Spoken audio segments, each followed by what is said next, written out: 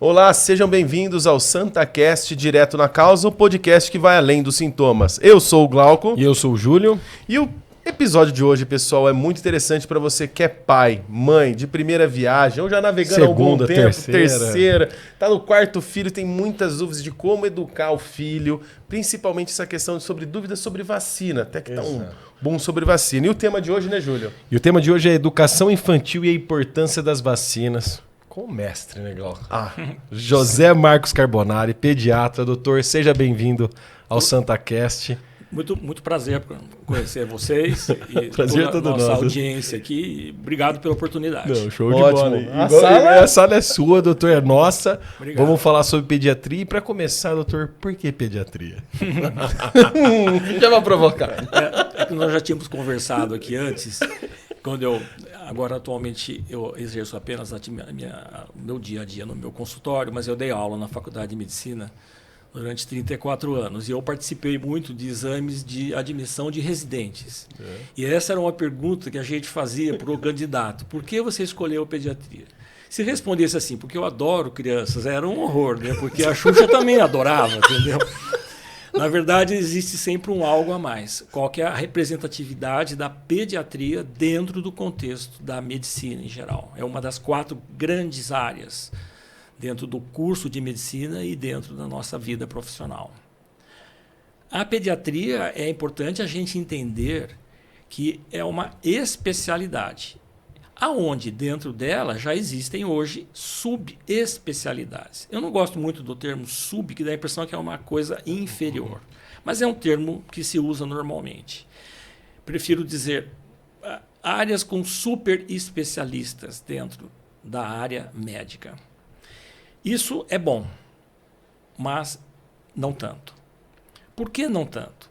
Nós temos que ver o contexto dentro do nosso país, principalmente. Nós precisamos de médicos especialistas com uma visão global.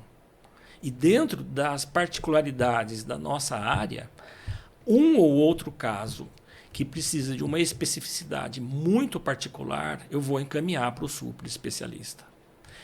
Eu tenho visto, fico bastante preocupado de ver atendimentos que chegam a mim no sentido de médicos que não têm esse raciocínio global, esse raciocínio básico dentro do contexto para se chegar a um diagnóstico. E são médicos encaminhadores. Então a gente até brinca, são os doutores au-au. Doeu o ouvido uma vez ao otorrino, vomitou uma vez ao gastro e assim por diante. Não comeu, vai ao nutricionista e assim vai. Nós precisamos desses especialistas, super especialistas, mas não é com essa frequência tão grande. Então, eu acho que o pediatra é aquele que vai aglutinar, vai sintetizar dentro de um contexto global da saúde da criança. Vale a pena a gente ter aqui um conceito básico.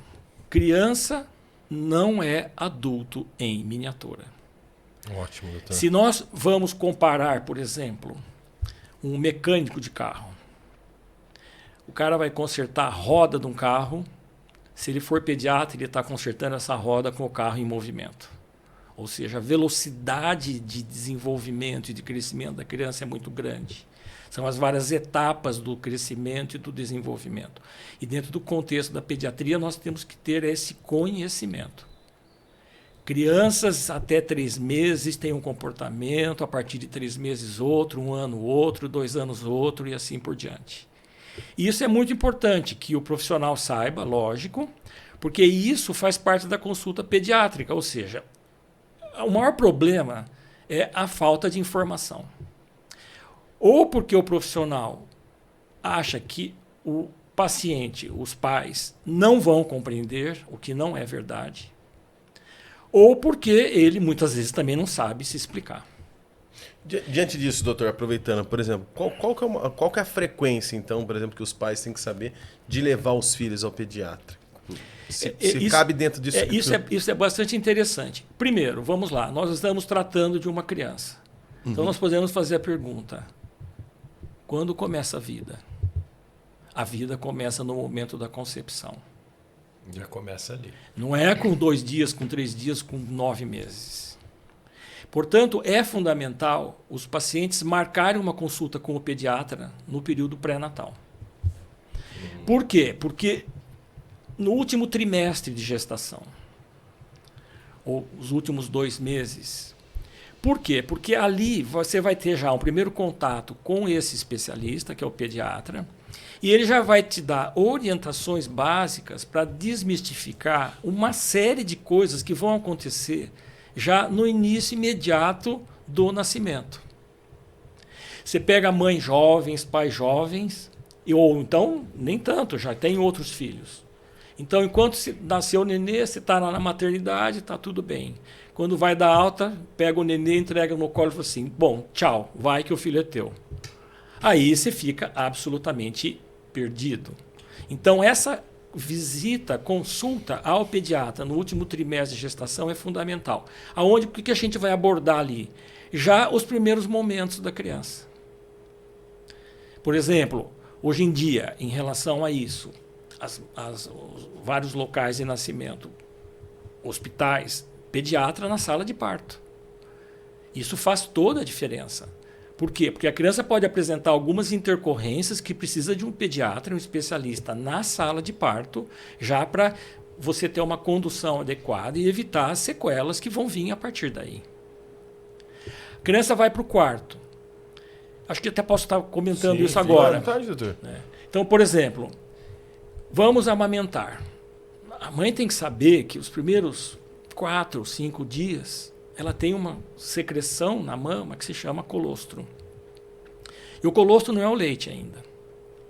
O colostro é um alimento fundamental para o nenê.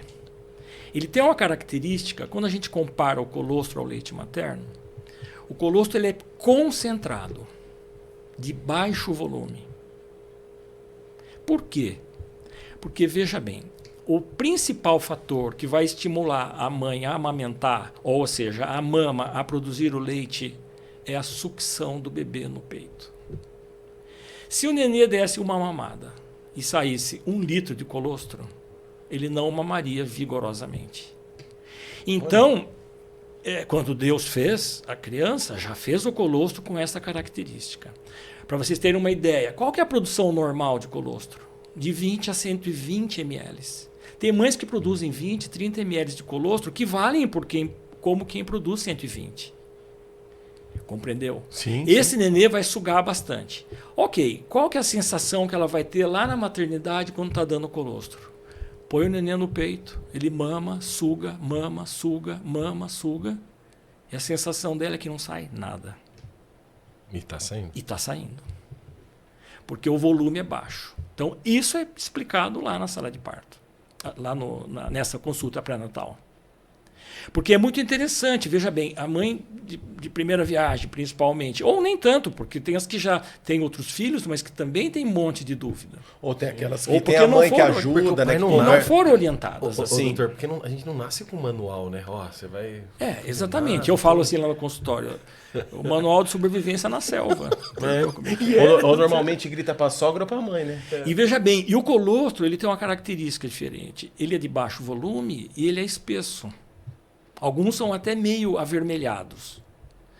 Quando muda do colostro para o leite materno, 4, 5 dias de vida, a característica física do leite materno é clara, esbranquiçada, de aspecto aguado. Aí a mãe está em casa, dando aquele colostro grosso, muda para o leite materno, lógico que vai sempre chegar alguém, geralmente de sexta-feira à noite, e fala assim, você não tem leite. Ai, meu Deus. E o seu leite é fraco, porque o seu leite está aguado. Por isso que você tem um monte de gente que não consegue amamentar, porque amamentar é difícil. Mas se você não tem conhecimento, é mais difícil. E tem muita pessoa que falta conhecimento desse assunto, doutor? Não vou dizer em números, mas acho que próximo a 100%. Eu não tinha noção. Eu também não tinha pediatra na sala do parto. Então é isso que você vai desmistificando. Então veja bem, o nenê precisa sugar no peito para ter leite. Ok. E a segunda coisa que inibe a produção do leite, dificulta a ejeção do leite, o estresse, a ansiedade. Da mãe? Da mãe. Da mãe, né? Lógico. Precisa mais alguma coisa de ansiedade para que... Lógico. Entendeu? Porque talvez a mãe fique, sei lá, doutor, aumenta a ansiedade dela. Às vezes ele não está pegando no bico. Mas deve ser isso. Então, veja bem. Então, toda essa característica é importante.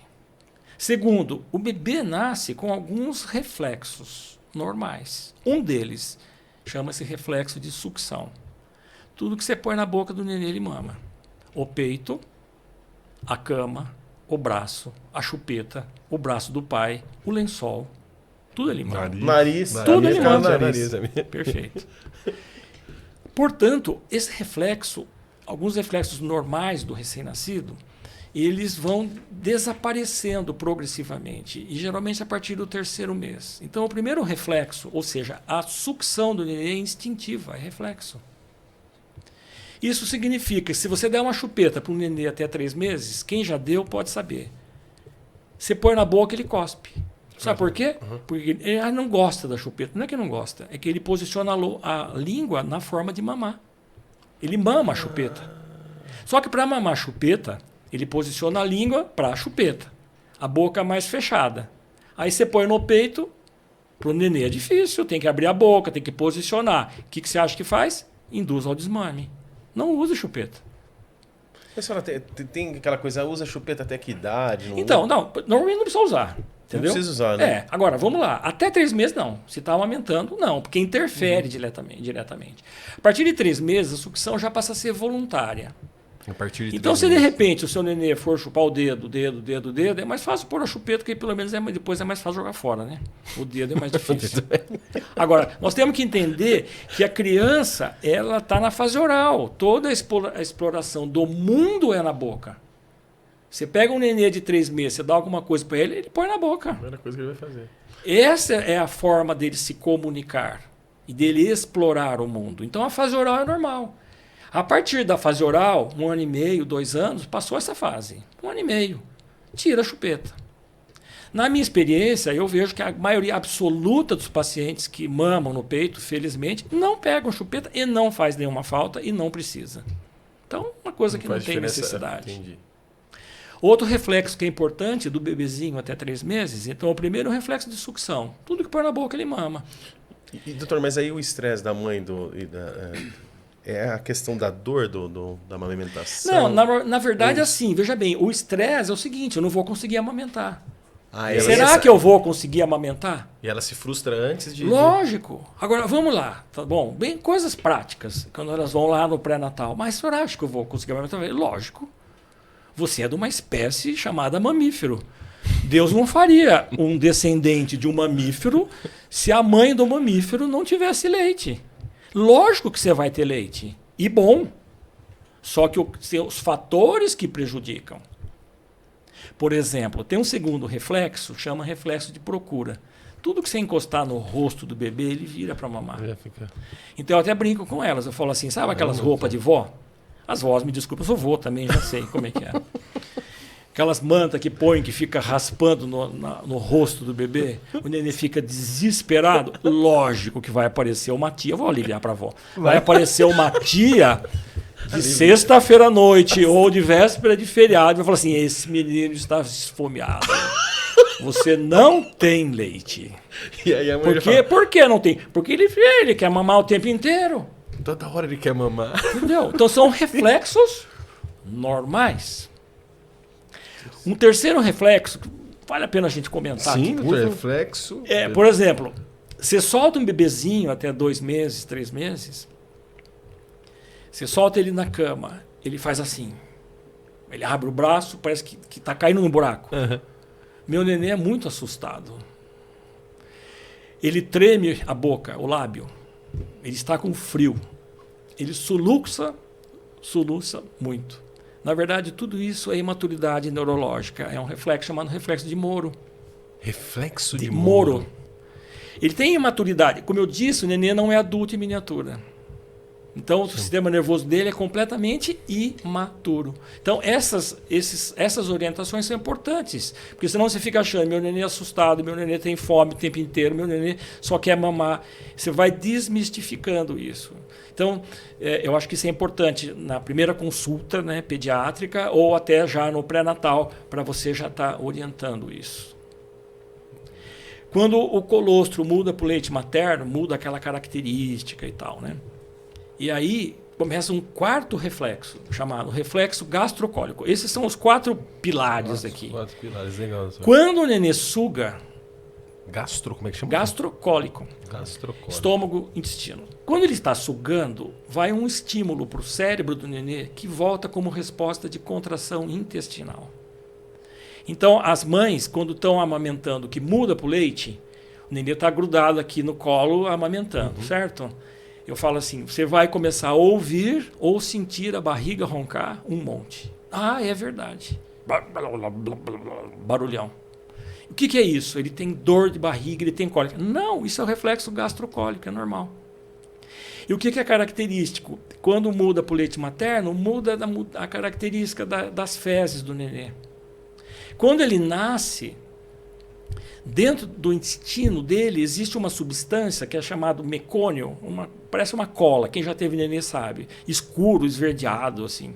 E conforme esse mecônio vai sendo eliminado, ele começa a mamar, coincide com a mudança do colostro para o leite materno, as fezes se tornam exatamente iguais à diarreia.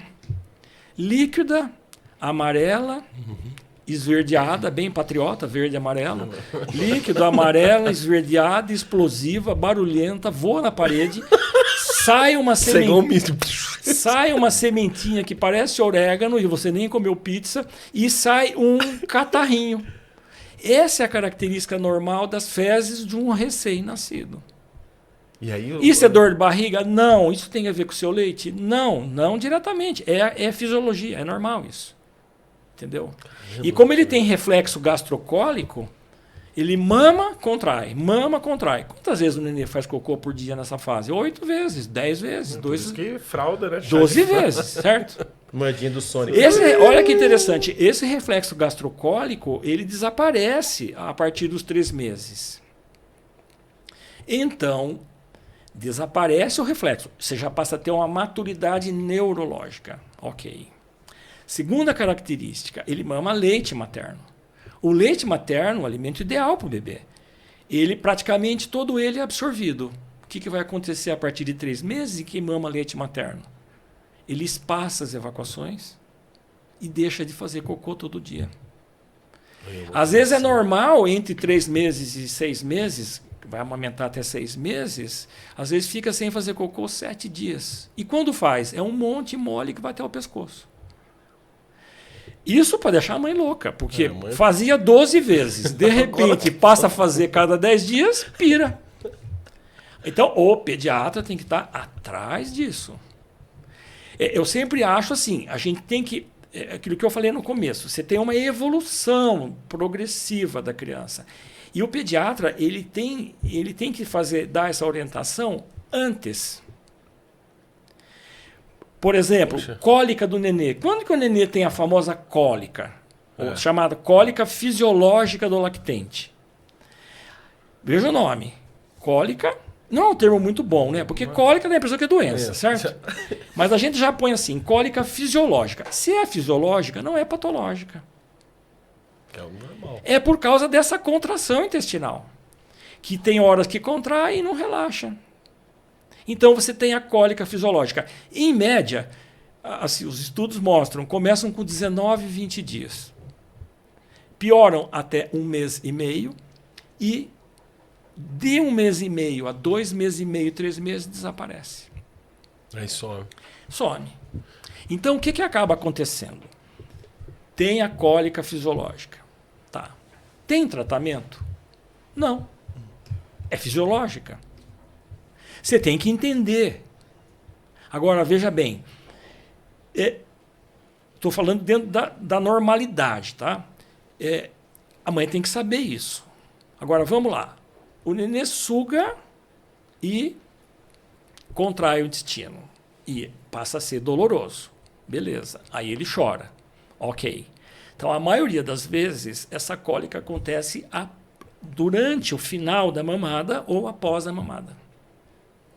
Agora, veja bem, você sempre vai ficar numa dúvida, né? Bom, será que ele está chorando? Acabou de mamar. Será que ele está chorando porque está com cólica? Ou será que está com fome? Não fique na dúvida. Volte a dar o peito. Entenda. A sensação de fome do bebê, os estudiosos, os estudos mostram que é uma sensação de morte iminente. Nossa, você está na beira, a pessoa está na beira do precipício, num pé só, e o pé ainda está em cima de uma casca de banana. Ave Maria. Não tem acordo. Se a criança tem fome, não tem acordo. Se você não dá mamar, não tem acordo. Agora, veja bem, nessa fase da cólica fisiológica, você não tem o reflexo de sucção, que tudo que põe na boca mama. Uhum. Então, quando ele está chorando com cólica, será que é fome, será que é cólica? Põe no peito, mas saiba, ele vai pegar sempre. Ele sempre vai pegar. Só que, se for cólica, se for fome, ele mama. Se for cólica, ele começa a mamar. Só que ele começa a dar cabeçada. Ele puxa para trás, ele fica de lado, dá aquelas cabeçadas. Fica desconfortável, isso. Como se estivesse desconfortável. Ele mama e não sabe se mama, porque aumenta a cólica e fica aquele vai, não vai, vai, não vai. Isso é cólica. O que você tem que fazer? Primeiro, calma. Você tem que saber diferenciar.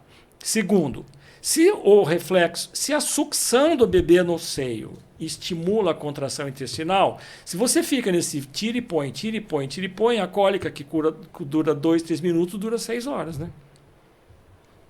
Isso gera ansiedade, não gera? Ficou ansiosa, seca o leite, né? E lógico que vai chegar sempre alguém nessa hora e vai falar o quê para você? Você não tem... Sexta-feira à noite ou véspera de feriado. Porque o seu pediatra foi viajar. Ela vai chegar e vai falar assim: é fome. Tanto é fome que você deu e ele pegou. E tanto se não tem leite que ele está dando cabeçada aí no peito. Ela está estressada. Dá mamadeira.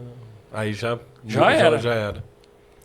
Compreendeu? Então, essas orientações são importantes. Você fazer ponto a ponto, particularmente, analisar cada caso e assim vai para frente. Então, essas orientações são bem assim, gerais que eu estou falando aqui, mas fazem parte dentro desse contexto da pediatria. Então, pediatria é um médico o pediatra é um médico especialista que trata de um carro em movimento, já falamos aqui. Ou seja, cada etapa tem a sua particularidade. É um nenê quando nasce, é outro até 3 meses. A partir de 3 meses mudam esses reflexos, desaparecem, ele muda completamente de hábitos e assim por diante. Ok? Doutor, e a água nesse momento entra? Não é necessário. Na verdade é o seguinte, o leite materno ele é alimento completo, balanceado. Quando você compara um leite artificial com leite materno, o leite artificial ele tem 3 a 4 vezes mais sódio do que o leite materno. Portanto, o leite materno é balanceado na quantidade de sódio, de sal. Portanto, o nenê não tem sede. O próprio leite já é o hidratante. Perfeito. O leite de vaca é ótimo para o bezerro, mas não para a criança. Lógico que a gente usa ele.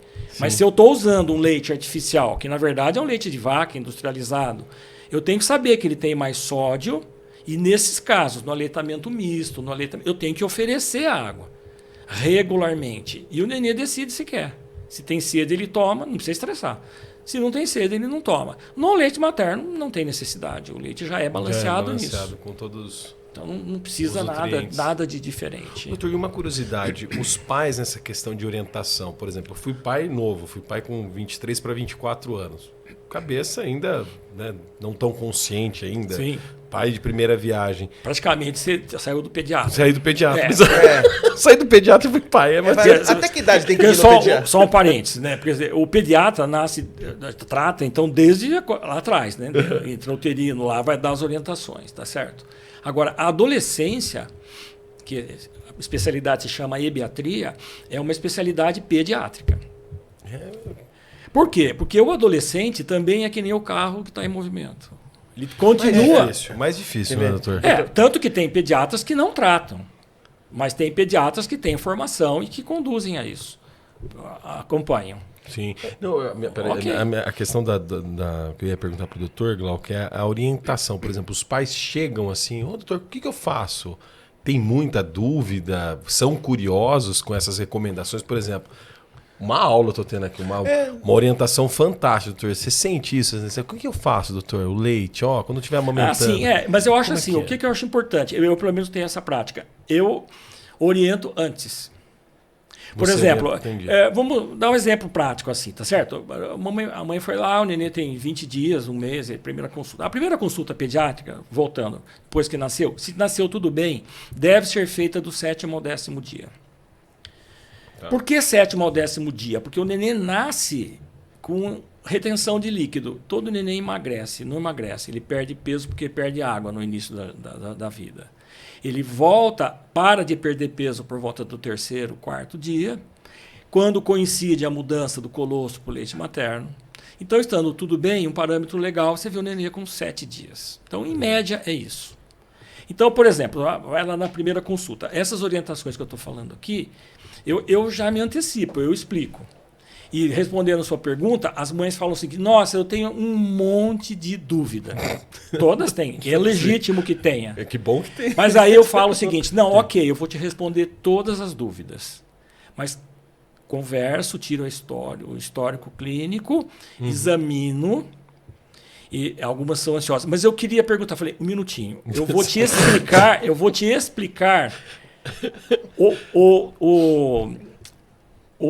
o parâmetro, o que é normal nessa idade. E eu dou por escrito, né? Essas orientações eu dou por escrito, ok? Então eu explico. Quando eu termino de explicar, a maioria das vezes eu falo assim, tá bom, agora vamos ver as suas dúvidas. Não, o senhor já respondeu todas. Então já estava... A grande maioria. Agora, se você não antecipa, às vezes ela foca num parâmetro que para ela pode estar interpretando como sendo o mais importante. E que não necessariamente é. E se você só vai nessa de esperar perguntar, você também deixa de falar um monte de coisa que você tem que falar. Então, e essa é a especificidade da minha especialidade. Pediatra é isso. Trocar qualquer... É isso aí. Né? Então, você tem que explicar antes, tirar dúvida e tal. E para sempre assim. Né? Toda a medicina é assim. Mas o pediatra como é que é? Cuida do amor de alguém, né? Parece que todos têm o peso de responsabilidade, doutor, mas parece que o peso é maior.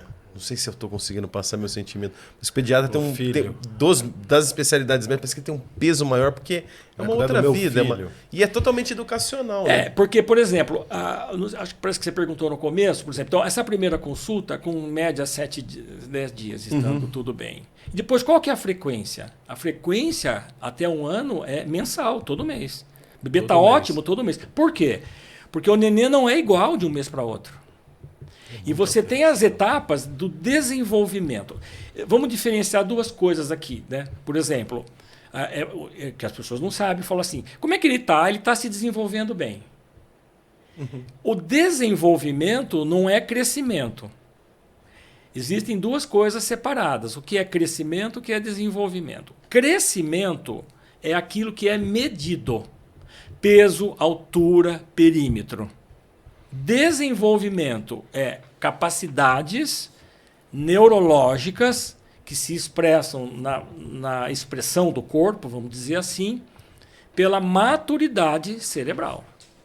Então, se o nenê ele vai firmar o pescoço, média, vamos lá, 3 meses. Se o nenê não firma o pescoço com 3 meses, isso é um marco neurológico. E a mãe veio com 2 meses, não firma o pescoço. Não veio com 3 e vem com 4 e ele não firma o pescoço. Esse atraso pode ser um atraso, doença e já pode ser irreversível. Então você tem que ver o nenê todo mês. Esse acompanhamento mensal, que é dessas etapas do desenvolvimento e do crescimento, e aí você vai juntar isso em relação à alimentação e etc., é o que se chama de puericultura. Puericultura. A puericultura é exatamente essa consulta pediátrica específica para essas orientações. Ah, mas o nenê está bem, não tem nada. Mas vai. Quem falou? Quem falou isso? Quem foi? Quem examinou? O Dr. Google? São muitos detalhes, são detalhes muito sutis, ok? Sim. Que você tem que ficar de olho nisso. Só para as pessoas terem uma ideia, por exemplo, primeiro ano de vida, você vai ao pediatra todo mês. Todo mês ele mede o perímetro cefálico. Por que mede o perímetro cefálico todo mês? Veja bem, a cabeça cresce porque o cérebro cresce. A cabeça cresce, o osso, porque o cérebro cresce e ele cresce junto. Se eu, de um mês para outro, não tive um crescimento do perímetro cefálico do crânio, isso já pode significar que eu tive uma parada ou um atraso no desenvolvimento cerebral. Concorda? E se eu não vejo isso, eu posso perder a oportunidade de fazer um diagnóstico precoce e muda toda a história da vida da criança. Então a coisa é muito sensível, é muito específica. Isso é puericultura. Brincando um pouquinho, um dos grandes professores de pediatria, da área de pediatria no Brasil, já falecido, professor César Perneta, era da Universidade Federal de Pernambuco, década de 60. Tem vários livros escritos dele, ele era um dos nossos livros que a gente estudava na faculdade, etc, etc. E o doutor César Perneta tinha um livro só sobre puericultura. Eu achava o máximo. Você abria a capa, ele tinha na primeira folha uma definição de puericultura. Ele brincava e falava assim: puericultura é a arte de não complicar a vida da mãe. Ou seja, lógico que não é isso. Mas se você, é isso também. Ou seja, você vai desmistificar as dúvidas, você vai deixar de complicar a vida dela. Você vai orientar, ela vai ficar menos complicada, menos ansiedade, vai ter um relacionamento melhor com o filho. Então, pediatria é isso, até 1 ano de vida, todo mês. Depois há uma desaceleração nessa velocidade, mas ainda é rápida. Veja bem uma coisa. Um bebê, quando ele nasce, no primeiro ano de vida, que a gente mede o perímetro cefálico todo mês, esse perímetro cefálico, ele cresce, em média, 15 centímetros no primeiro ano. Olha o tamanho do cérebro crescendo. E depois de 1 ano, ele cresce 10 centímetros o resto da vida. Isso significa, se você colocar isso numa curva, é uma curva absolutamente elevada, exponencial. E se você, nessa fase de crescimento ultra rápido, você tem 2 meses de gap, 3 meses, não houve o crescimento, e isso é por falta do crescimento e desenvolvimento cerebral, você já tem uma lesão definitiva aí. Então é muito sutil, isso tem que ser feito. Assim como as medidas, peso, altura, enfim, né? E essas orientações todas aí que a gente está falando. Não, e doutor, é interessante estar falando da questão educacional, né? O pediatra faz totalmente a orientação e as pessoas não têm essas informações e a gente vive, parece que né? A dúvida é muita coisa, né, doutor, que você falou aqui. É muita coisa. Não, imagina para um pai, tem coisa que eu nunca ouvi. Eu vendo o doutor. Aí você fala assim, Jesus. Por isso que você, veja bem, porque isso aqui, na verdade, é um compêndio de pediatria. A gente tá. Ok, tá. Mas você vai falando ponto a ponto. Entendeu? Quando a gente for abordar a vacina, por exemplo, a primeira.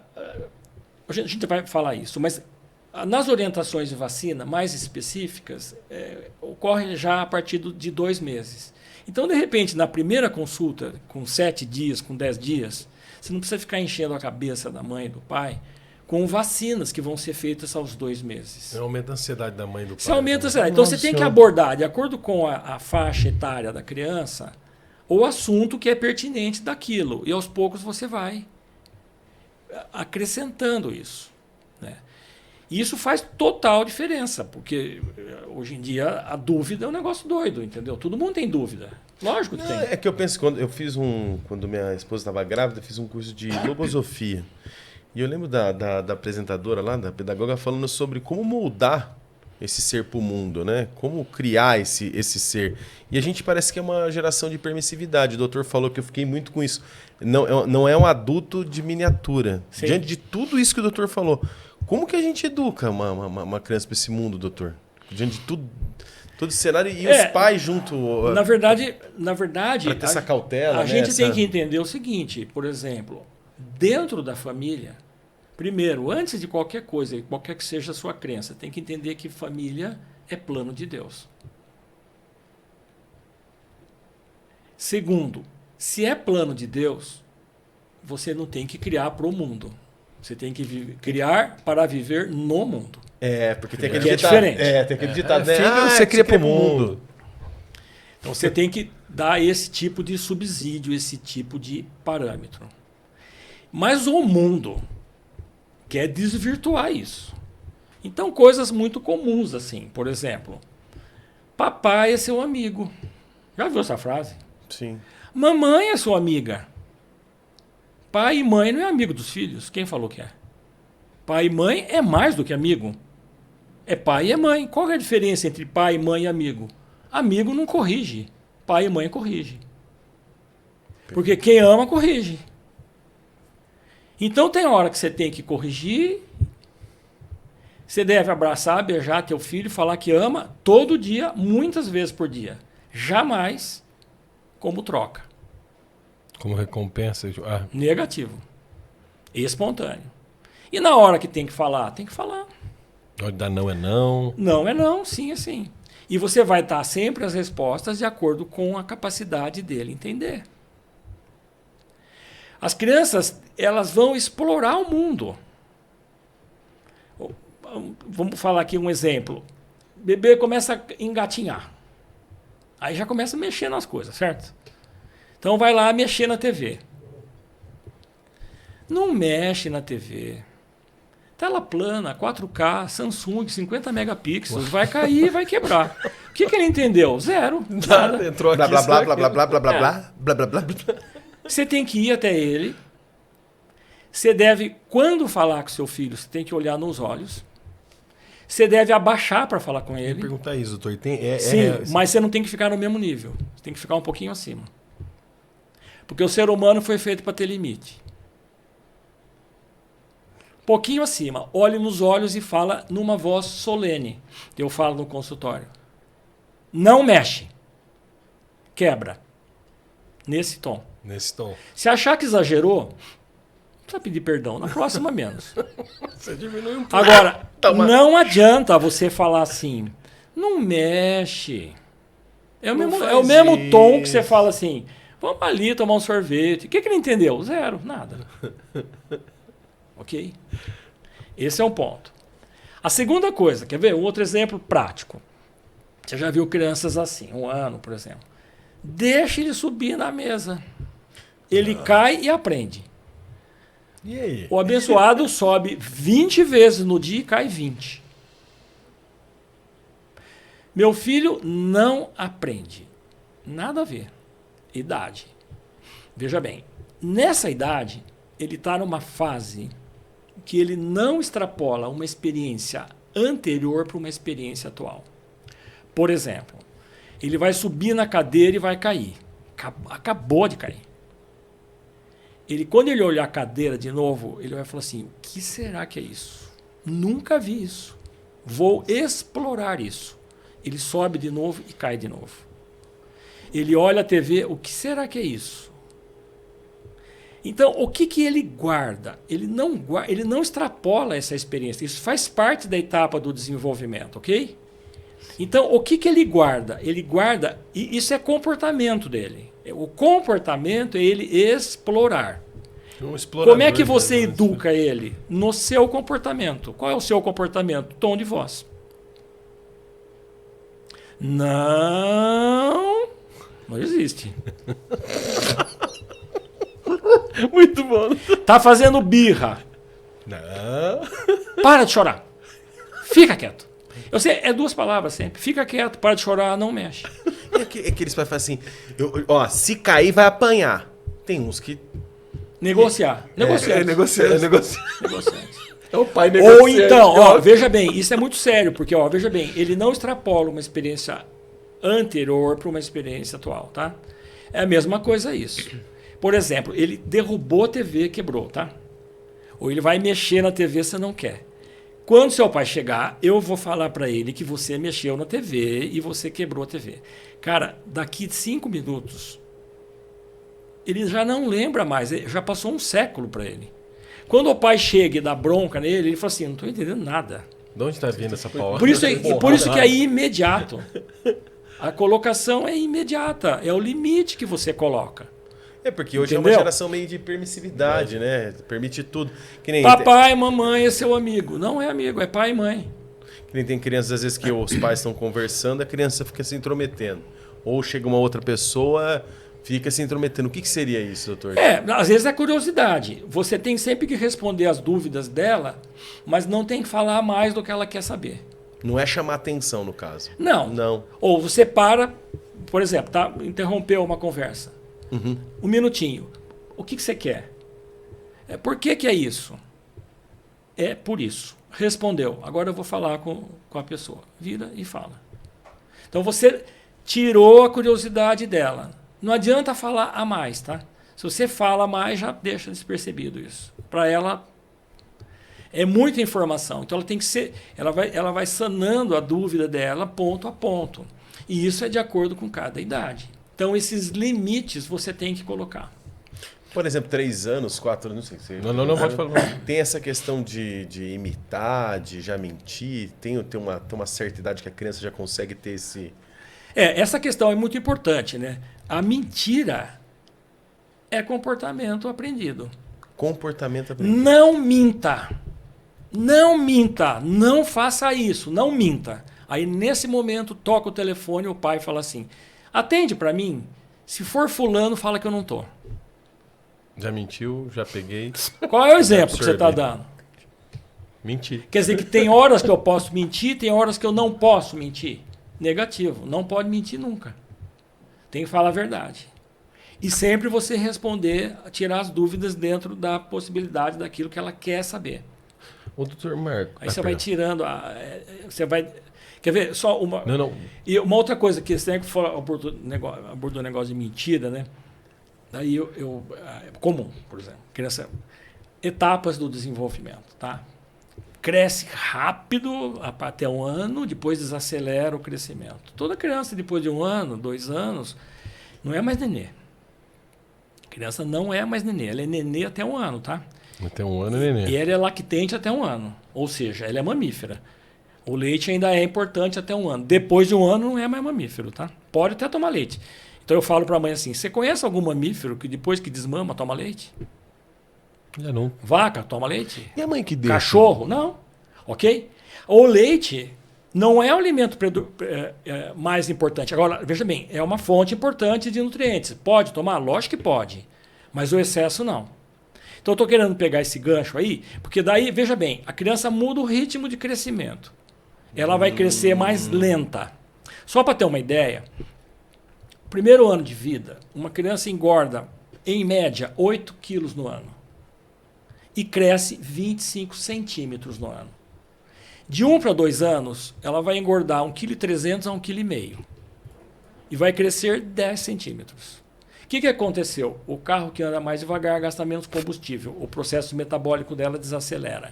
Então, o que ela faz automaticamente? Ela come menos em termos de frequência. Ela espaça as refeições.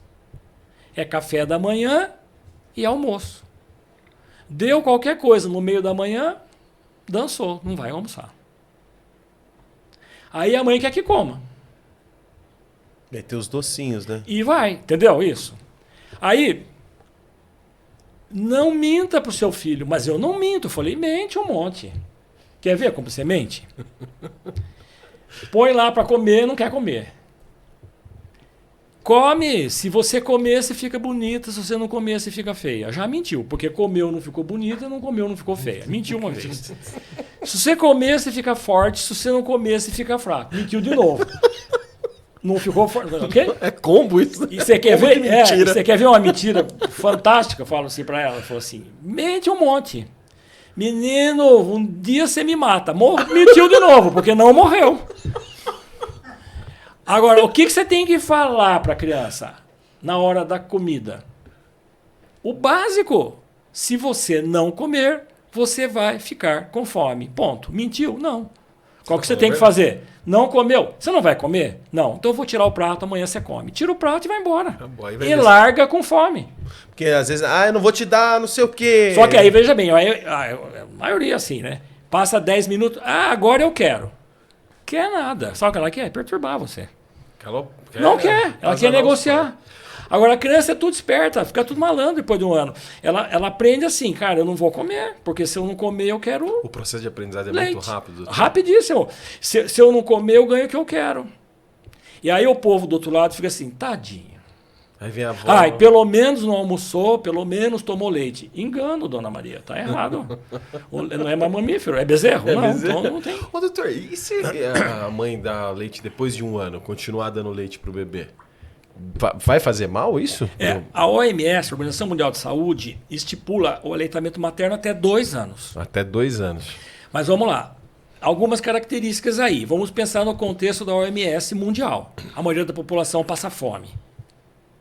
Então é muito melhor que ela tenha o leite materno a partir de 2 anos do que não ter nada. Sim, esse é um ponto. Agora, na prática do dia a dia, no nosso dia a dia, a gente vê o seguinte: a mãe tem que ser muito bem orientada, continue amamentando. Mas não é para mamar livre demanda. É só o nenê que é livre demanda, lá atrás, com 1 mês, 2 meses. Agora ela tem que ter disciplina de horário. Então ela vai mamar de manhã, vai mamar à tarde, vai mamar à noite. Ponto, tá bom demais. Agora, o que acontece? Às vezes interfere muito, ela não come nada. E a criança grande já vai atrás da mãe, arranca a roupa, pega o peito e mama, né? Sim, mama 200 vezes por dia. E depois quer que ele coma. Que jeito? Aí não vai comer, ele é ruim de comida mesmo, ruim de garfo. Lógico. Então essas coisas são importantes. Por isso que eu digo, a pediatria é isso. Você vai explicando passo a passo. 6 meses e assim vai. E vamos para frente. Não, e uma curiosidade, doutor, é passo a passo. Com o número de informações, doutor, com essa carreira do doutor ao longo desses anos, com o número de informações que a gente tem, tá mais difícil de orientar os pais? Tá. Tá mais difícil, doutor. Assim, veja bem, vamos ser justos. Bom, particularmente, eu não tenho muito essa dificuldade, porque quando você é aberto, sincero e fala a verdade, com objetividade, atinge o objetivo, você resolve a maioria das vezes. É lógico que vai ter aquele que vai assim, não quero. O que ele tem? Não tem nada, ele não come. Eu vim aqui para dar umas vitaminas para ele. Vitamina é remédio. Bom, remédio. Uma coisa que eu adoro, né? Eu falo assim, o que ele tem? Não tem nada. Eu vim aqui para o senhor pedir uma bateria de exame. Eu odeio esse nome. Bateria de escola de samba. Entendeu? Eu falei, tá bom, qual exame que o senhor quer? Bateria de exame. Eu vim aqui para fazer um exame de urina, sangue. Eu falei, então quer uma ressonância magnética também? Quer dizer, veja bem, vamos falar de termos de medicina hoje, tá? Os exames de laboratório são chamados, sempre foram, chamados de exames complementares. O que é um exame complementar? É um exame que complementa um raciocínio clínico. Vou lá e peço 300 mil exames, entendeu isso? Uhum. Dosagem de magnésio na mitocôndria. Não tem nada a ver com o negócio ali, entendeu? Então, assim, você tem que ter indicação clínica. Eu gosto um pouco da gente falar essas coisas, por exemplo, porque hoje está difícil, né? A formação está difícil. Sim, a gente está até comentando. A gente está falando dos pilares da sociedade. Saúde e educação. Não tem nem saúde nem educação, né? Mas assim, na minha área especificamente, eu tenho ficado cada vez mais assustado. Por quê? Porque o nível está muito pior. Muitos profissionais sem qualificação específica. Por quê? Porque são vítimas. Foram formados por faculdades que não têm estrutura. Não tem hospital-escola. Quem que é o docente?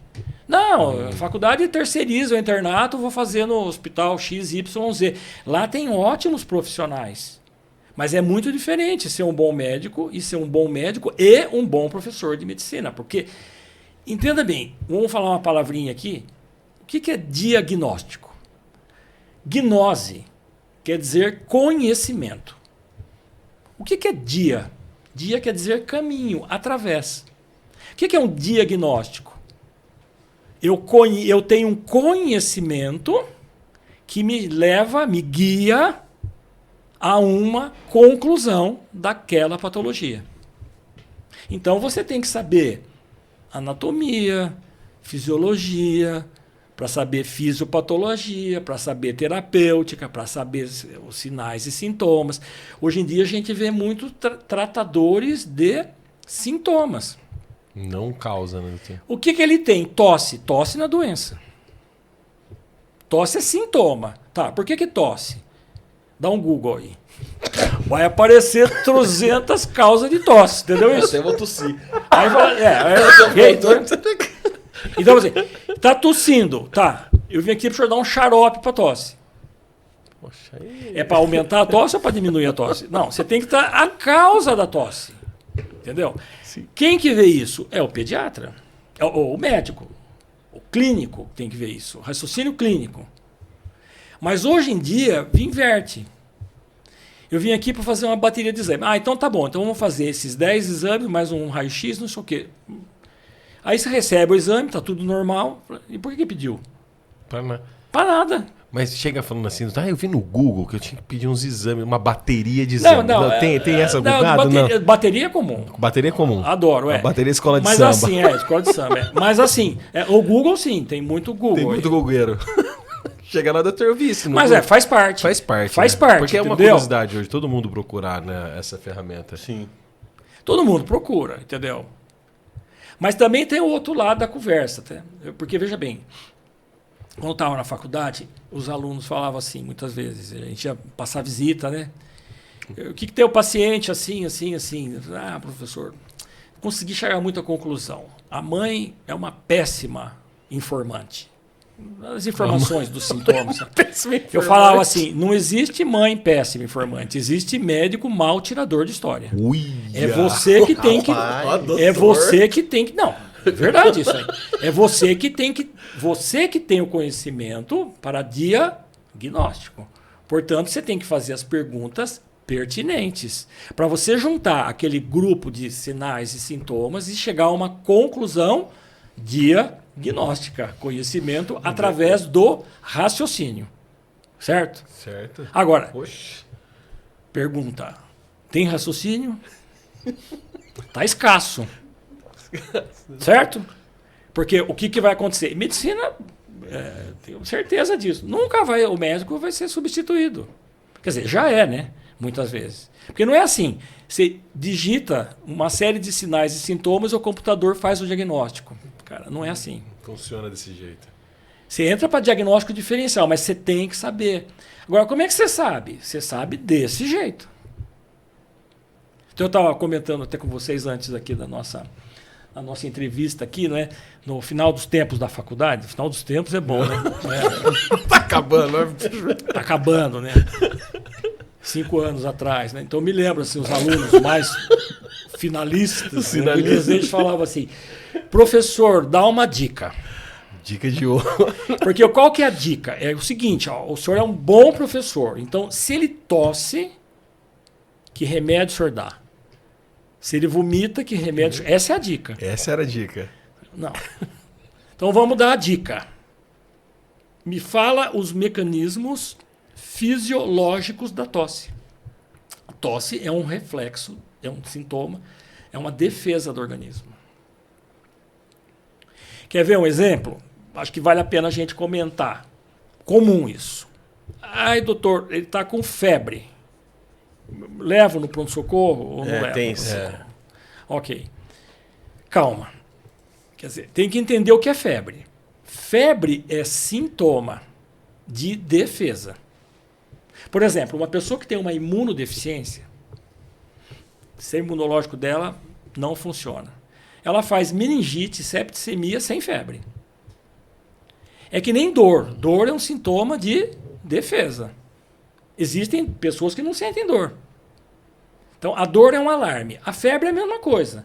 Ela teve contato, vamos por um quadro infeccioso, geralmente vírus, mais comum do que bactéria. Vírus. A primeira barreira de defesa vai ser a febre. Por quê? Sabe que é interessante isso aí? O vírus ou a bactéria, ele estimula no nosso sangue algumas substâncias químicas que nos aumentam a temperatura. Sabe por quê? Porque a temperatura do corpo mais quente é hostil à multiplicação viral ou bacteriana. Então é uma defesa. Então quando que eu levo no pronto-socorro? Calma, quais são os sintomas? Porque é assim, não é? Ele está com uma febre, tá? Há quanto tempo? 15 minutos. E você vai no pronto-socorro, não acha nada, lógico que não. Então aquela coisa, né, que a gente sempre fala, né? Aguarde 48 horas, 72 horas. Ok, mas o que falta? Bom senso.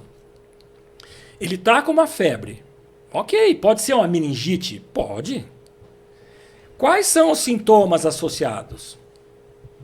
Olha, ele está com a febre, mas quando eu abaixo a febre, ele fica prostrado, largado, ele deixa de fazer as coisas que ele habitualmente faz. Ele está muito sonolento. Cara, tem sintomas associados a isso. Esses casos têm que ser avaliados. Mas aquela febre, na grande maioria... Começou a febre, você dá um antitérmico, você dá um banho na criança, abaixa a febre, ela tá largadinha, prostradinha. Se abaixou a febre, 1000 por hora, concorda? Tá pulando, sim, voltou ao normal. Espera. Porque tem um outro lado também, né? Aí vai no pronto-socorro.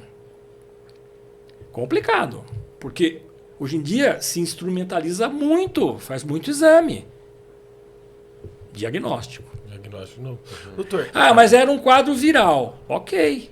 Deixa eu ver a receita. E tem lá antibiótico. Mas se é vírus, por que deu antibiótico? Eu sei a resposta. Vai que. Vai que. E aí, doutor, entendeu isso? Então é muito complicado. Então, agora, a pergunta, né? O que tenho visto nos dias de hoje? Piora. E o consolo? Vai piorar mais ainda. Lógico que vai. Vai piorar, só pode piorar. Entendeu isso? Porque você pega uma pessoa que quer ser medicada, que quer fazer bateria de exame. E você pega um profissional que ou não tem uma formação adequada, ou é aquela loucura de pronto-socorro, que tem que atender 500 gente por hora, entendeu? Porque veja bem, o que é o pronto-socorro? É melhor a gente não usar esse termo pronto-socorro. Vamos usar o termo unidade de emergência. Boa. É emergência, ok? Mas, na nossa sociedade, a emergência virou modernidade de uma fast consulta. Fast consulta. Não é fast food? Fast consulta. Fast consulta. Então eu vou me ter uma vez, eu já vou na fast consulta. Não, calma, observa, entre em contato com o seu pediatra, ok? Ele vai te orientar, você vai medicar, você vai aguardar, você vai ao consultório, vai ser avaliado, entendeu? Mas a fast consulta é isso. Então você acaba tendo muita instrumentalização. Mas a medicina hoje também tem o outro lado, né? Porque, por exemplo, a medicina aqui no país, exceto talvez em alguns grandes centros, é uma medicina que está baseada em convênios médicos. E os convênios, eles liberam, por exemplo, uma consulta a cada 30 dias. Veja o dilema do pediatra. A criança foi no consultório em puericultura, tem nada. 3 dias depois, ela ficou doente e tem uma pneumonia grave. O que tem que ver a pneumonia grave 3 dias depois com a consulta da puericultura, onde você fez toda essa orientação alimentar? Nada a ver. Para o convênio é retorno. Retorno do quê? Se nem foi, como é que vai voltar? Percebe? Caramba. É assim que é a realidade. Então você tem profissionais disponíveis? Não. Não tem. Já existem convênios. Por exemplo, que é muito interessante. Eu participei até de uma reunião com eles. O que eles entenderam? Olha que coisa inteligente, né? Coisa aqui no país é inteligentíssimo, né? Porque, veja bem, o paciente vai nas fast consultas. Então, o paciente ele vai ao pediatra dele, fica doente depois de 3 dias, depois ele não melhora, ele vai na fast consulta. Não melhora, ele volta na outra fast consulta e volta na outra. Então, aquele paciente, naquele mês, ele é consultado, por exemplo, 3 vezes em 3 locais diferentes, aonde em cada local fez uma bateria de exames. Teve uma interpretação. Ok? Para o convênio, sai mais caro. Lógico que sai. O que é melhor o convênio fazer? Se ele faz convênio com você, que é um profissional, e ele crê que você é um bom profissional, ele valoriza você. Se o cara vai no consultório uma vez, ele não tem nada, eu coloco que ele não tem nada. Se ele voltou depois de 5 dias com meningite, e eu colocar que tem meningite, não é retorno da consulta. Ele me paga uma segunda consulta, porque ele acredita que eu sou honesto. Para ele é muito mais barato. E o que acontece com o paciente? É muito melhor atendido. Por quê? Porque você está acostumado com ele. Não é assim que funciona? Sim, sim. E aqui no nosso país? Vai piorar. Lógico que vai piorar. Só pode piorar. Você falou sobre medicamento, me veio uma coisa assim. Quais hoje as principais doenças que vocês enfrentam como pediatra nas crianças? E a questão de vacina, né? Antigamente a coisa era mais sazonal, né? Por exemplo, porque aqui no Brasil a gente não tem muita diferença das estações, né? Mas, por exemplo, verão, mais diarreia. Uhum. Inverno, mais doenças respiratórias. Ainda acontece isso. Lógico. Então, o nosso problema, aqui na região de Campinas, nosso problema, por exemplo, no nosso outono e inverno, não é o frio. Porque aqui no Brasil não faz frio, né? Faz 1 dia, 2 dias de frio. O problema é o ar seco. Ar seco. Seca a via respiratória. Muda a fisiologia da via respiratória. Então, essas doenças prevalecem nesse período de outono e inverno. Então, predomina lá. Época de verão, mais as gastroenterites, diarreias e tal. Então, mas hoje em dia eu tenho notado que nem tanto. Está muito democrática a coisa. Mais democrática. Você vê diarreia no inverno e vê pneumonia no verão. Mudou. Que coisa doida, né? Ô, doutor, Eu ainda brinco lá no consultório, eu falo o seguinte, falo assim, olha, aqui no Brasil você passa mal sempre. Por quê? Porque no verão é um calor danado. A maioria da população não tem nem ar-condicionado, claro? Bafo. Cheio de mosquito pernilongo. Haja bicho. Né? Brasileiro. Quando chove, ainda tem dengue, chikungunya. Certo? Nasceu brasileiro, é zica. Então você passa mal no verão. No verão. E você passa mal no inverno, porque as nossas casas... Inferno. Você passa mal no inverno, porque as nossas casas, elas não são preparadas. Sim. É casa de alvenaria, é tudo gelado. E gela mesmo. Aí põe 18 roupas, não é assim? Aí começa a reclamar. Edredom. Aí o papo de elevador. Não, mas tá louco. Já viu um calorzinho aí, né? Olha aqui, deixa eu te falar uma coisa. Por exemplo, por isso que eu digo, a pediatra tem que dar essas orientações antes.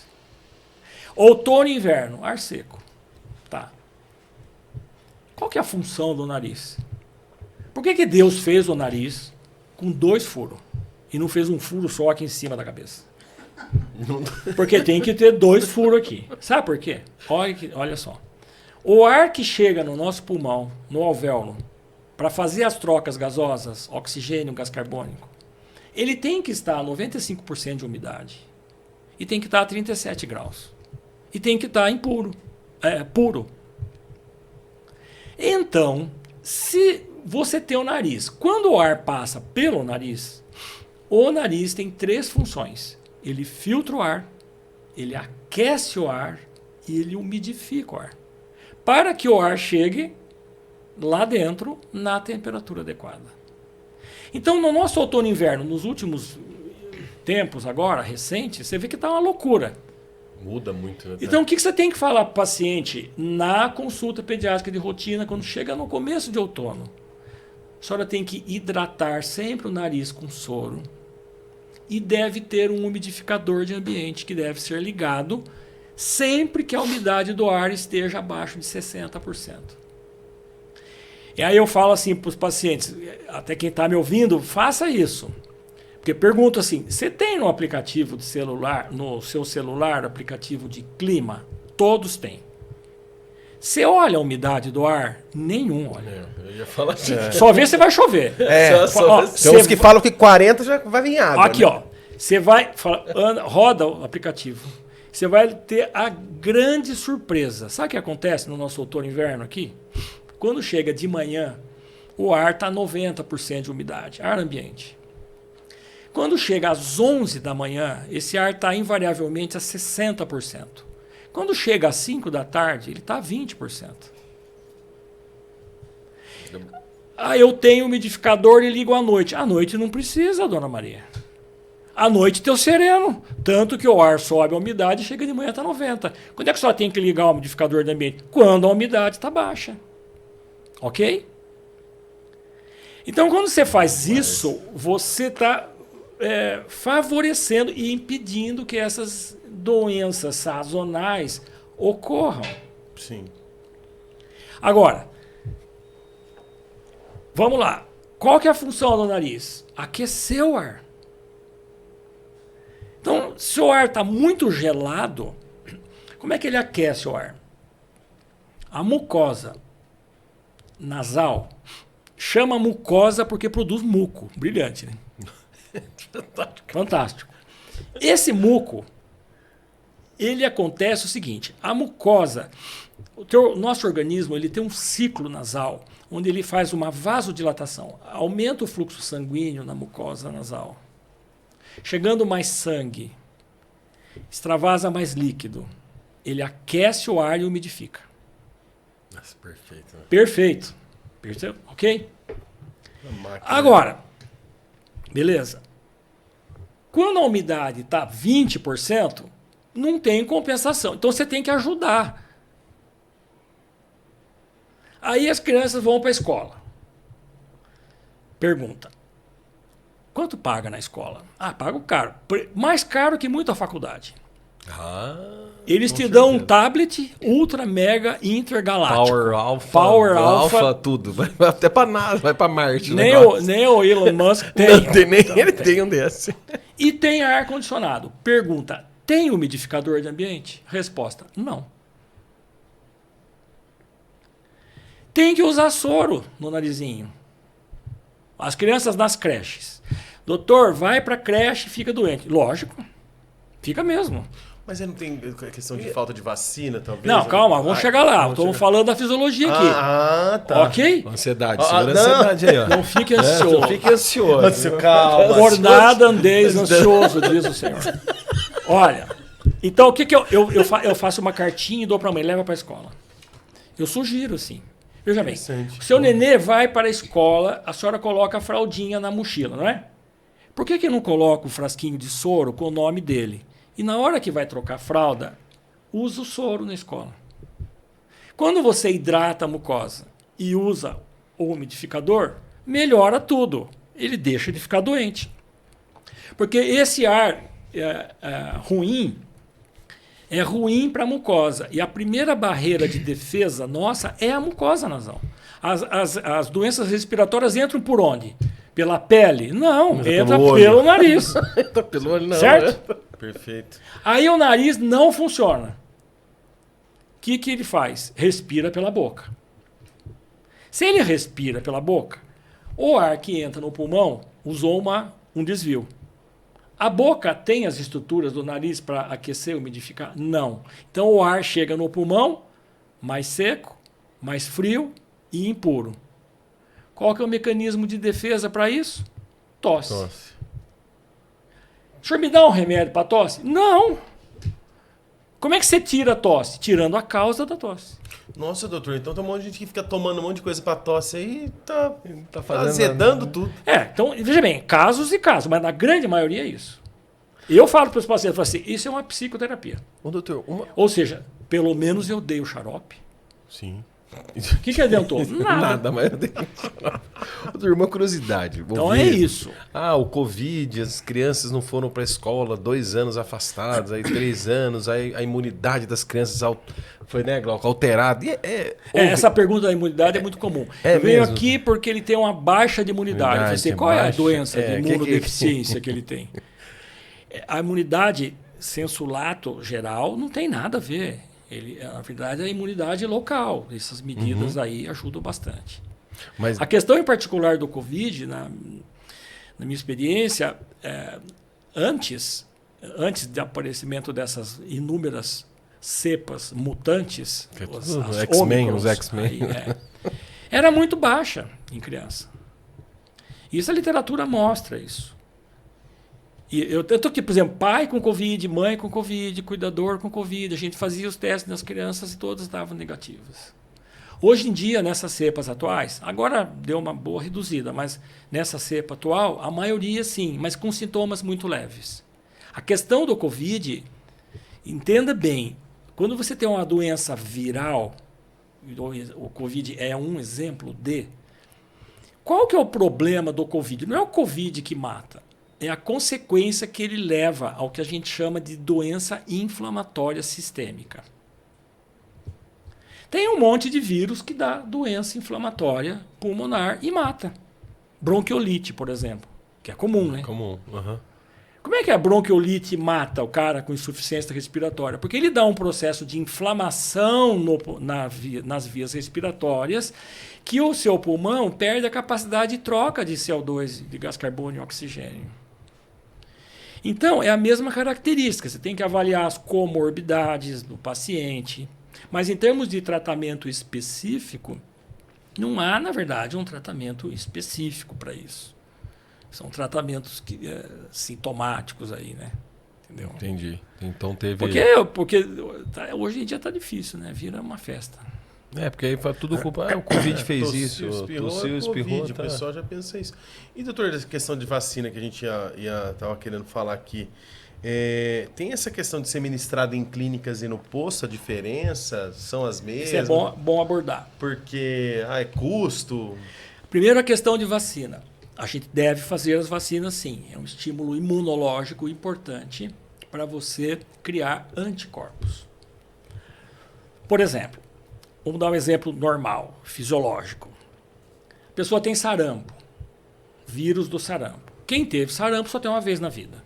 O que aconteceu? Ela produziu anticorpo contra o vírus do sarampo, que depois, no resto da vida, se ela entrar em contato com o vírus do sarampo, imediatamente o anticorpo, que é o meu soldadinho de defesa, combate e não tenho doença novamente.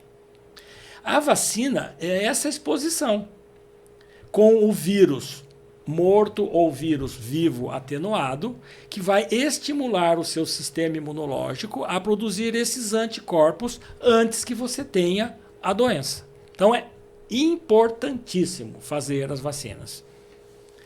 Segunda coisa importante, vocês vão ver, no primeiro ano de vida, o sistema imunológico da criança, a criança nasce com um sistema imunológico imaturo. Teoricamente, o sistema imunológico da criança se torna 100% apto a dar uma resposta imunológica satisfatoriamente boa a partir dos 10 meses de vida. Antes disso, o sistema imunológico é imaturo. Então você veja, você faz, por exemplo, no primeiro ano de vida, a mesma vacina 3 vezes. Não é? Faz Sim. com 2, com 4 e com 6. Por que eu faço essa mesma vacina 3 vezes? É porque a vacina não presta? Não, é porque o sistema imunológico não presta. Ou seja, ele é imaturo. Eu preciso dar vários estímulos de antígeno para, a partir da terceira vez, dependendo de qual vacina, eu tenho uma produção de nível de anticorpo satisfatório que me dê a defesa.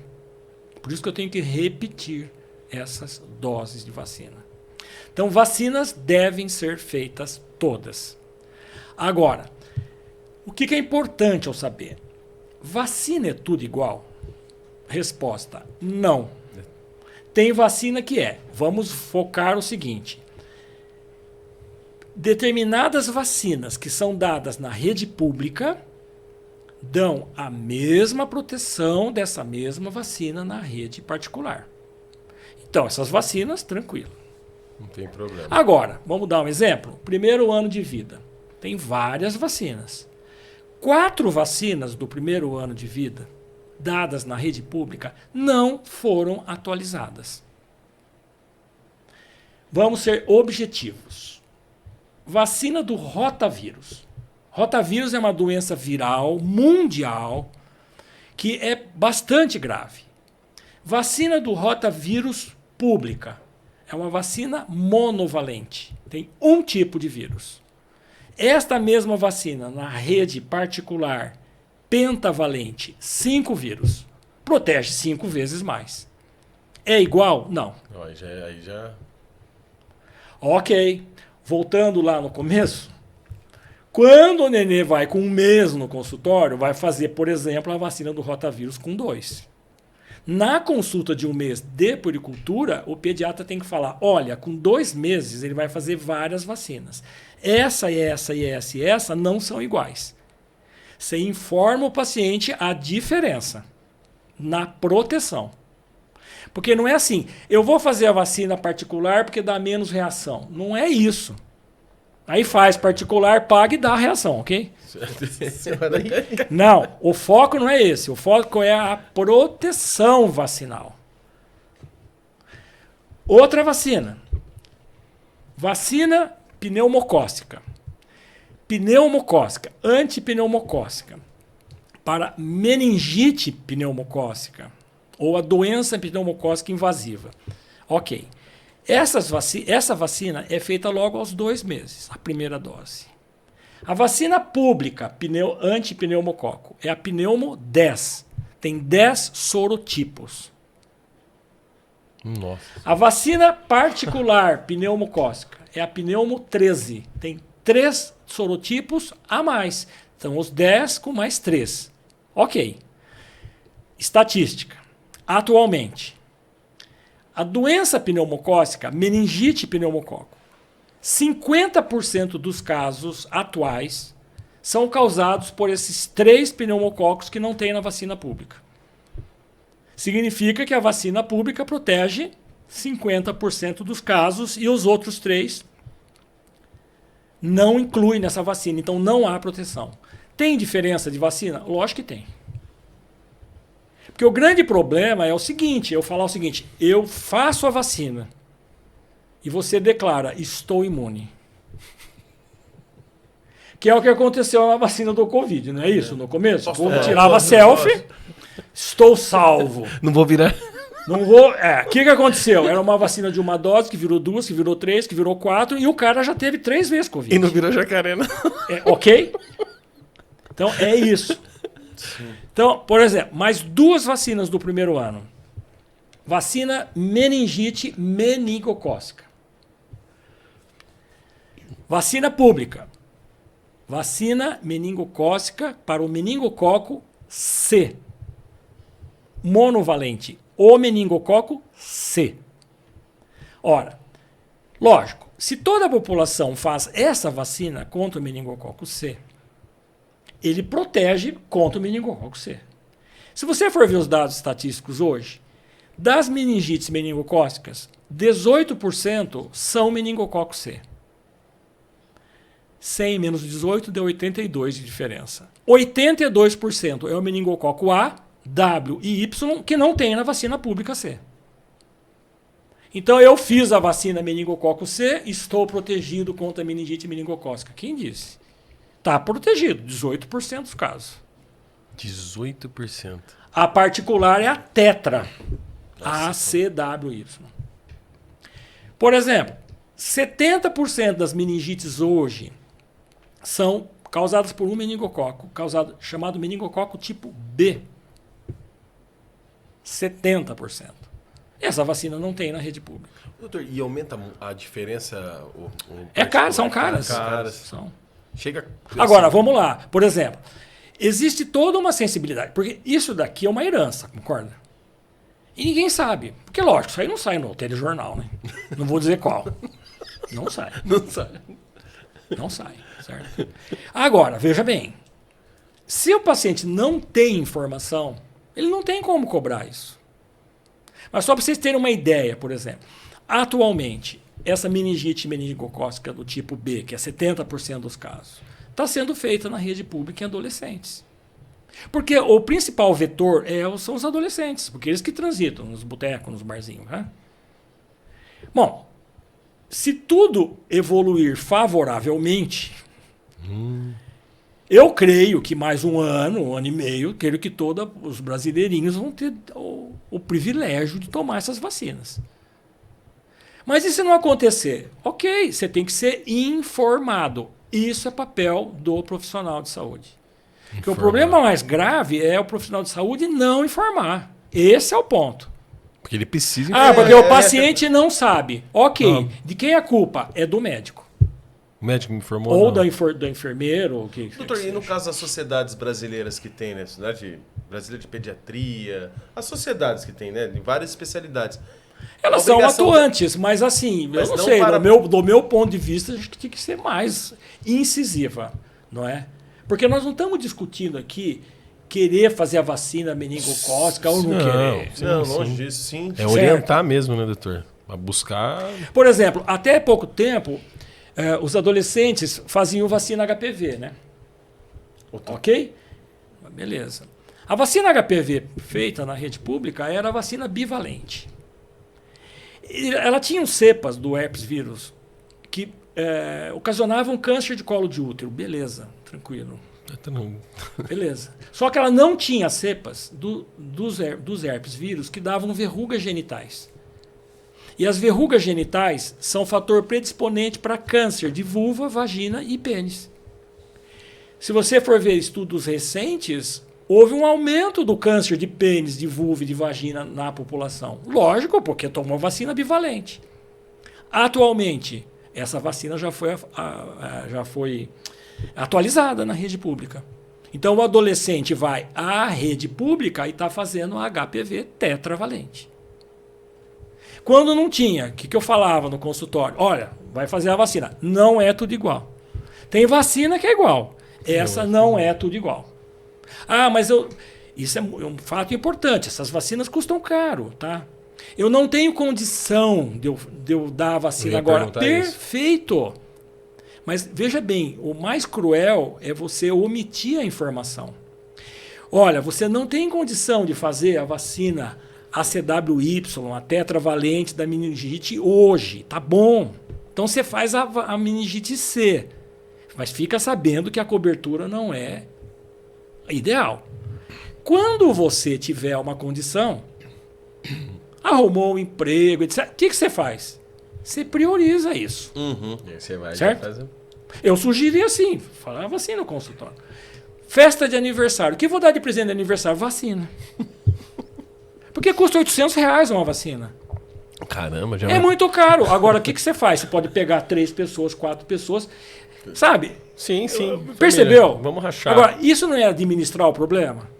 É administrar o problema. Agora, se o cara não sabe nunca, ele fica na doce ilusão que está tudo bem. Que é o problema nosso aqui no Brasil, né? Tudo bem. Tá tudo bem. Tá sempre tudo bem pro brasileiro. Tinha um amigo meu na faculdade que ele falava o seguinte: Marcos, o grande problema é uma coisa chamada pacto da mediocridade. Eu falava assim, o que é isso? Um pediatra ótimo em Campinas, o Dr. José Espim Neto. Eu falei, Espim, o que é o pacto da mediocridade? Ele falou assim, não me incomoda que eu não te incomodo. Esse é o pacto da mediocridade. Não é verdade isso aí? Faz todo sentido. Total. A gente ficava discutindo essas coisas na faculdade. Falando para os alunos que queriam dica. Dica não, vai estudar. Vai estudar, né, doutor? Você falava qualquer dica. Vai estudar. Anota aí. Vai estudar. Eu posso falar? Porque eu falava assim, professor, dá uma dica. Eu falava assim, vou dar uma dica. Anota aí. Pega o papel. Pega para você fazer, pegar o papel. E ele pegava assim. Pegava o papel, Anota aí, põe aí. Ele achava que eu ia dar uma referência bibliográfica. Nossa. Eu falava assim, escreve aí, vai estudar, vagabundo. Porque o grande problema, veja bem, a gente está numa área, que é a área da medicina, que nós não sabemos tudo, absolutamente não. Mas a gente não pode ter o direito de não saber. Agora, vamos lá. Bom, já sou formado há 43 anos, acho que é 43. 45. Vou parar de fazer conta. Mas eu fico até contente, porque eu tenho um grupo meu de faculdade, dos meus amigos, e eu fico vendo pelo WhatsApp. E outro dia tem uma reunião dos amigos, e quase que eu sugeri, mas não sugeri isso. Eu falei, escuta, é melhor o pessoal ir de crachá. Porque tem um monte que você não reconhece mais, entendeu? O negócio é muito louco. Mudou muito. Mudou muito, entendeu? Bom, esse aqui foi Põe o crachá. Eu sou o fulano. Eu falei, jura que é você? Bom, mas veja bem, esse que é o grande problema. Você não informar. E não informa porque não sabe, é mais grave ainda. Então, veja bem, hoje em dia, o conhecimento se multiplica absurdamente rápido. Quando eu estudava medicina, tinha um jargão que a gente falava assim, a cada 10 anos, se você não se atualizar, você está completamente desatualizado. Hoje em dia, na medicina, eu acho que em 2 anos, se você não se atualizar, você está desatualizado. Porque a velocidade da produção é grande. Só que você tem que buscar também fontes que são boas. Agora, hoje em dia não tem justificativa para isso. Existem sites que você, como médico, se cadastra. Vou dar um exemplo de Medscape. É um site americano, ok? Esse site é um negócio muito louco. Porque, por exemplo, ele te manda todo dia, uma lista dos trabalhos científicos de peso publicados no mundo inteiro. Então, veja bem, lógico que eu não vou ler todo dia, mas eu filtro para a minha área, entendeu? Pô, saiu uma informação que anteontem não saiu e ontem saiu sobre determinada doença. Cara, eu separo e leio de graça. Não precisa nem pagar. Tá, ó. Ué. Então é isso. Agora, não adianta que... então eu vou buscar no Google. Porque hoje tem os influencers que nós falamos. Como é que era? O doutor falou um nome que eu dei risada, como é que é influencer? Eu vi isso aqui, eu não sei quem que me falou isso. Eu acho que foi no Pânico da Jovem Pan. Deve ser, porque eu gosto muito desse programa, porque é muito inteligente. Hoje tem uma nova profissão, que são os influencers, porque tem os idioters. Não estou generalizando, mas é muito complexo. Você vai buscar informação em quem? E o conhecimento fica raso. Né, o conhecimento é raso. É raso. Entendeu? É muito raso. Então, isso é complicado. Bom, então vacina... Não, sobre vacina, doutor. Não, e essa questão do conhecimento raso, vamos ver aqui se eu amplio essa parte. A vacina contra o Covid pode causar futuros danos à saúde da criança, por exemplo? Aí isso é uma pergunta. Você está polêmica? Não, sem criar polêmica alguma. É que a gente já chega no final, só para fechar esse ponto. Acho que muita gente tem dúvidas. Eu tenho orientado meus pacientes sempre baseado no que tem saído. E, na verdade, ainda tudo é muito novo. Não se sabe. O que a gente apreendeu disso? A vacina do Covid foi importante? Sim. Os documentos mostram que provavelmente ela teve uma influência importante na redução da mortalidade, na evolução para as formas mais graves. Deu até tempo das estruturas de saúde, que são ruins no país, se armarem a favor disso. Porque, que nem eu vi, né, nas notícias, assim, chegou um caminhão com 200 respiradores. Cara, respirador não é que nem encher pneu. Quem que vai tocar os respiradores? É difícil. Eu já trabalhei em UTI, eu sei o que é. É fisiologia pura, é um negócio complicado. Então você tem que ter toda uma estrutura para isso. Então foi importante, ok. O que eu orientava meus pacientes era o seguinte: primeiro, a vacina é uma decisão pessoal, mas o profissional de saúde tem que orientar. No sentido dessas vacinas do Covid, nós temos que saber o seguinte: as vacinas, a vacina que usava a tecnologia antiga, aspas, partícula viral, etc., como essas outras vacinas habituais, era a vacina da Coronavac. As outras vacinas começaram a usar uma nova tecnologia, que é a de RNA mensageiro. De onde surgiu esse RNA mensageiro? Já era uma pesquisa que a medicina estava fazendo para poder experimentar isso, uma indução via DNA, RNA, para induzir a produção de defesa. Se não tivesse tido Covid, eu li um trabalho que dizia o seguinte, que provavelmente, talvez daqui uns 4, 5 anos, esses trabalhos estariam evoluindo e já entraria na fase experimental. Como teve o Covid, isso foi acelerado. Agora, o que se sabe? Efeitos colaterais dessas vacinas. Ainda agora que estão surgindo trabalhos mostrando isso. Muito novo. Isso que mostra que, veja bem, a fase 4 de estudo dessas vacinas, que é efeitos colaterais versus benefício, eu tenho mais benefício em tomar ou tenho mais risco pelo efeito colateral? Não está completada ainda. Vai se completar em 2023. Então, foi uma situação emergencial. Agora, é mentira que tiveram vários casos de complicação pós-vacina? Também não é mentira. Então, nós temos que estar alicerçados nisso. Custo-benefício. Custo-benefício. Vale a pena fazer? Eu oriento os pacientes do ponto de vista prático, atualmente. Por exemplo, as vacinas atuais, agora tem uma solicitação para uma atualização da vacina para essas cepas da Omicron aqui no nosso país. Até então, recentíssimo isso. E não foi aprovado ainda. Chegou um primeiro lote agora, né? Na semana passada, retrasada, se não me engano. Mas até então não, era a mesma vacina não atualizada, que de 2020 que estava fazendo agora. Então, assim, eu acho que essas informações são importantes. Então, acho que a pessoa leiga tem que perguntar para o seu médico e, por outro lado, ele tem que estar se certificando de serviços de estrutura acadêmica para você poder ter uma segurança para poder estar dizendo que terreno a gente está pisando aí. Perfeito. Doutor, chegamos ao final. Obrigado pelo seu tempo, por essa aula, né? A gente aprende muito. É muito importante. Pessoal que está nos assistindo, já dá o like que está chegando aí. Se inscreve no canal, né? Senta o dedo no like, como a gente sempre brinca.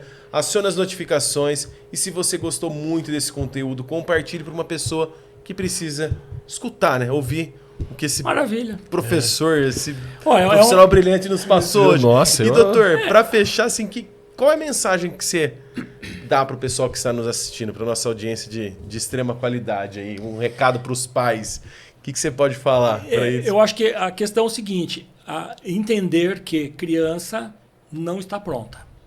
É uma evolução. E cada etapa tem que ter um profissional que compreenda isso, para te ajudar. O corpo humano não é só corpo, é corpo e mente. Psique. Psique é a mente. Tanto que hoje em dia tem um monte de doença psicossomática. Soma é corpo. Ou seja, a prevenção é o melhor caminho. E a prevenção é higiene ambiental adequada. Entenda-se higiene ambiental, não é só limpar o ambiente. É um ambiente limpo de conflito, de agressão, pleno de amor, de responsabilidade, de dar bronca quando tem que dar e amar e beijar quando tem que beijar. Não fazer troca. Segunda questão, alimentar. Fundamental. A gente não abordou aqui, mas assim, já se sabe hoje que a alimentação adequada no primeiro ano de vida é fundamental como principal fator de prevenção da obesidade do adulto e todas as comorbidades. E não sei se tem mais algum tempozinho que a gente acabou se estendendo. Assim como vacina não é tudo igual, leite também não é tudo igual. Vamos chamar leite de fórmula láctea. Quando não há possibilidade de você amamentar, tem que se complementar ou se fazer alimentação com fórmulas adequadas. E por que o leite não é tudo igual? Tenho mais 2 minutinhos? Pode, fica à vontade. Ok. Interessantíssimo. Quando a gente vai na história, mais ou menos uns 10 anos para cá, talvez 12 anos, alguma coisa assim, a gente vê que surgiram várias fórmulas de leite.